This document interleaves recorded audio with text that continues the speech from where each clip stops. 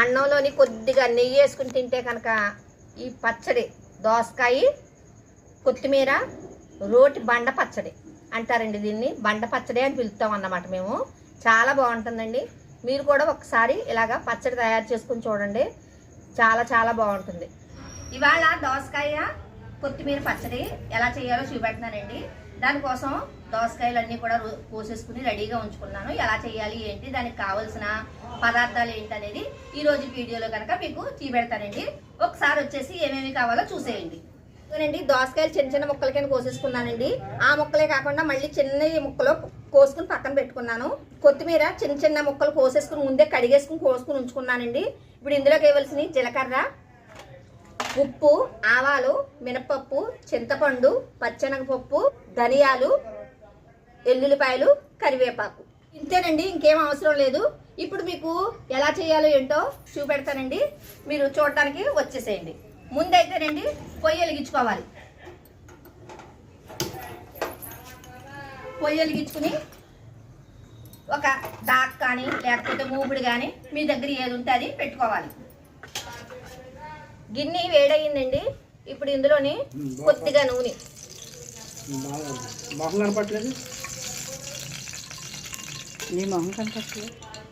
నూనె వేడయిందండి. ముందుగా ఇందులో ఒక చెంచాడు పచ్చెనపప్పు, చెంచాడు మినప్పప్పు,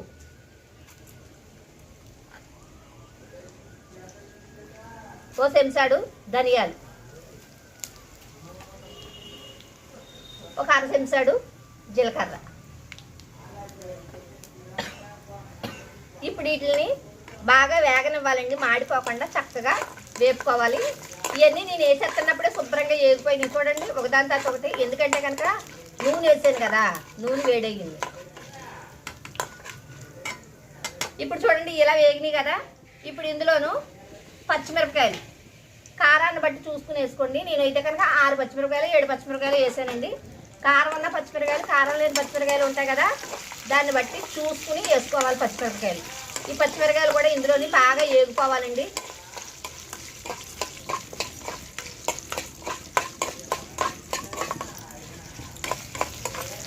ఇదిగోనండి శుభ్రంగా పచ్చిమిరపకాయలు కూడా వేగిపోయినాయి.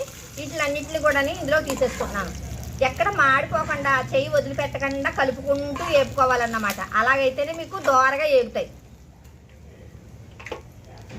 చూడండి నేను పొయ్యి కూడా ఆపేస్తాను, ఎందుకంటే కనుక తీయడానికి లేట్ అవుతుంది కదా ఇలా కొద్దిగా కొద్దిగా తీసేటప్పటికి. అందుకని పొయ్యి ఆపేసి ఇవన్నీ కూడా ఈ ప్లేట్లోకి తీసేసుకుంటున్నాను. ఇదిగోనండి మొత్తం అన్నీ కూడా ఇలాగ తీసేసుకుని ప్లేట్లోకి పక్కన పెట్టేసుకోవాలి. ఇప్పుడు ఇందులోని మళ్ళీ కొద్దిగా, ఎంతో కాదండి, కోతంత వేసుకుంటే సరిపోతుంది. కోతంతా నూనె వేసుకోవాలి. నూనె వేసుకుని ఇప్పుడు మళ్ళీ పొయ్యి అంటించుకోవాలి. ఇందాక పొయ్యి కట్టేసాను కదా, మళ్ళీ ఇప్పుడు పొయ్యి అంటించుకోవాలి. పొయ్యి అంటించుకుని ఇప్పుడు నూనె కాగిన తర్వాత ఇప్పుడు ఇందులో దోసకాయ ముక్కలు వేసుకోవాలి. నూనె కాగిపోయే ఉన్నదండి, దోసకాయ ముక్కలు వేసేస్తున్నాను. దోసకాయ ముక్కలు పెద్ద ఏగక్కర్లేదండి, ఓతంత వేగితే సరిపోతుంది అన్నమాట.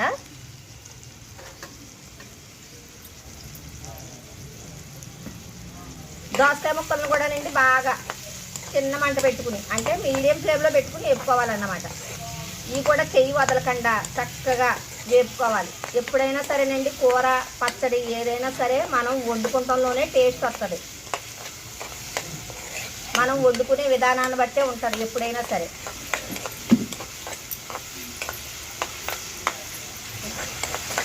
చూడండి ఇలా వేగిపోయినాయి కదా, ఇంత వేగితే చాలు, ఇంతకన్నా ఏగా అవసరం లేదు.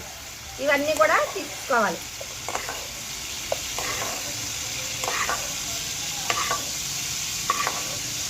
దోసకాయ ముక్కలు పెద్ద ఏగక్కర్లేదండి, ఇలా వేగితే సరిపోతుంది అన్నమాట. ఇప్పుడు ఇందులోను కొత్తిమీర వేసేసుకోవాలి.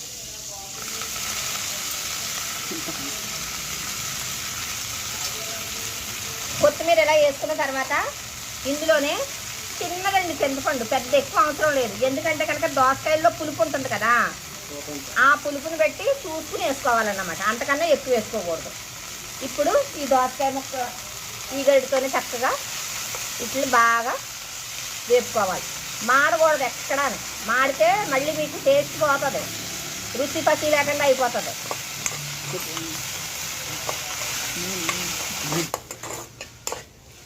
ఇదిగోనండి మొత్తం అంతా కూడా ఇలా ఏగిపోయింది. ఇంకెంతకన్నా ఏగ అవసరం లేదండి. చూడండి ఇలా ఏగింది కదా, ఇలా ఏగితే సరిపోతుంది. ఇప్పుడు దీన్ని పక్కన ఎట్టేసుకుందామండి. పొయ్యి ఆఫ్ చేసేస్తున్నాను. ఇప్పుడు ఇందాక రెడీగా ఉంచుకున్నాం కదా పచ్చిమిరకాయలు, మినపప్పు ఇవన్నీ కూడా చల్లారిపోయినాయి. ఇప్పుడు రోట్లో వేసుకునేవి కుమ్ముకోవాలి.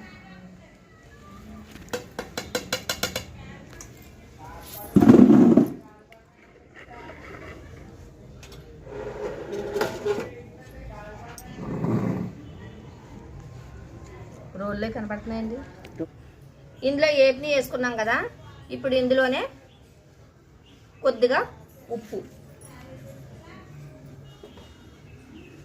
ఇప్పుడు వీటిని మెత్తగా కుమ్మేసుకుందామండి.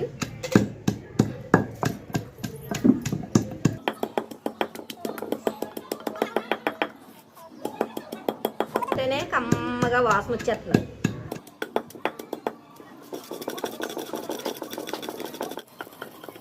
చూడండి ఇలా నలిగింది కదండి, ఇలా నలిగితే సరిపోతుంది. ఇప్పుడు ఇందులోను దోసకాయ ముక్కలన్నీ వేసేసాను. ఇదిగోనండి కొంచెం అటు ఇటు ఇలా కుమ్ముకుంటే సరిపోతుంది.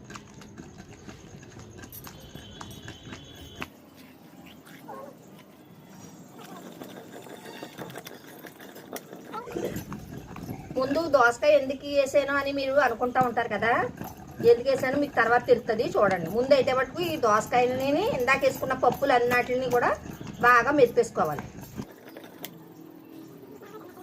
చూడండి ఇప్పుడు ఇలా నలిగింది కదా, ఇలా నలిగితే చాలా దోసకాయ అనే పప్పులు. ఇప్పుడు ఇదంతా కూడా ఇందులోకి తీసేస్తున్నాను. ఒక ప్లేట్లో మళ్ళీ ప్లేట్లోకి తీసేస్తున్నాను.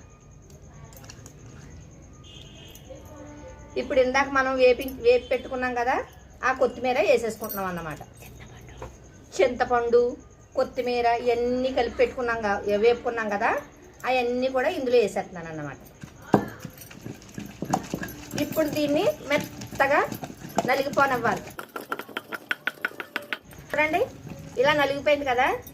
ఇప్పుడు ఇందులోను ఈ దోసకాయ ఇందాక మనం నూరుకున్న దోసకాయ ఉంది కదా, అదంతా కూడా వేసేసుకోవాలి. వేసేసుకుని ఏసారి ఇలాగ కలిపేసుకోవాలి.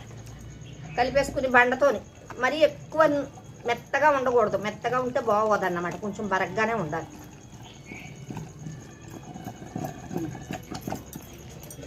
ఇప్పుడు ఇందులో ఈ దోసకాయ ముక్కలు వేసేసుకోవాలి. వేసేసుకుని ఒక్కసారి ఇలా కచ్చబెచ్చ కాస్త అంతే. ఎందుకంటే తింటా ఉంటేనే మనకి దోసకాయ ముక్కలు మన పంట కింద పడితే చాలా టేస్ట్గా ఉంటాయి. అందుకేనండి అందులో ఉన్న గింజలు కూడా తీయలేదన్నమాట. ఇదిగోనండి ఇలా నూరేసుకున్నాం కదా.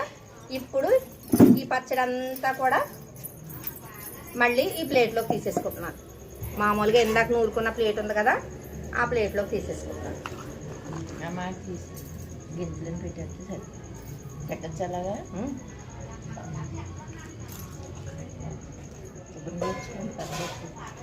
శుభ్రంగా వచ్చింది. రోడ్డు బోల్ పచ్చడట్టు. ఇదిగోనండి ఇలా తీసేసుకున్నాం కదా. ఇప్పుడు ఒక్కసారి చేయి గడిగేసుకుని వస్తానండి. ఇదిగోనండి ఇప్పుడు దీన్ని తాలింపు పెట్టేసుకుందాం. ఆ తాలింపు పెట్టుకుంటాం ఎలాగో ఇప్పుడు మీకు చూపెడతాను, వచ్చేసేయండి. ఇప్పుడు పొయ్యి మళ్ళీ అంటించుకోవాలి. పొయ్యి అంటించుకుని ఇందాకటి గిన్నె పెట్టేసుకుంటే సరిపోతుంది అన్నమాట. బోల్డని గిన్నెలు అవ్వకుండా ఉంటాయి తోముకుంటానికి. ఇప్పుడు ఇది వేడయిందండి, వేడయింది కదా. ఇప్పుడు ఇందులోని ఒక గుంటగరిటితో గుంటగరిటు నూనె వేసుకోవాలి. ఈ నూనె బాగా కాగాలండి, అంటే బాగా ఎచ్చబడాలి. ముందుగా ఇందులో కొద్దిగా ఇంగువ పచ్చని బట్టి వేసుకోవాలండి, మరీ ఎక్కువ వేసేసుకోకూడదు. ఇప్పుడు ఇంగు వేసుకున్న తర్వాత అండి ఇప్పుడు 4 ఎల్లుల్లిపాయ రబ్బలండి. ఇప్పుడు ఇందులోని ఎల్లుల్లిపాయలు వేగినాయి కదా, కొద్దిగా జీలకర్ర, కొద్దిగా ఆవాలు, ఒక్క ఎండుమిరపకాయ, ఇంకోటి వేసుకున్నా పర్వాలేదండి. పచ్చిమిరపకాయలు మనం తగ్గించుకునే కదా వేసుకున్నాము కాబట్టి ఇవి బాగా ఏగుతున్నాయి చూడండి. ఇలా ఏగిపోయేటప్పుడే లాస్ట్లో కొద్దిగా కరివేపాకు.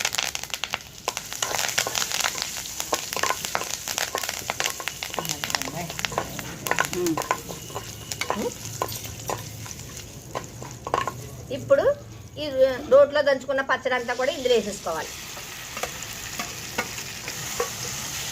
ఇందులో వేసేసుకున్నాం కదండి. వేసుకున్న వెంటనే స్టవ్ ఆఫ్ చేసేసుకోవాలి. ఇంకా ఈ వేడి సరిపోతుంది, ఇంతకన్నా అవసరం లేదు. చూడండి, మొత్తం పచ్చడి అంతా ఇందులో వేసేసుకున్నాము. ఇలా కలిపేసుకున్నాం. పచ్చడి రెడీ అయిపోయిందండి.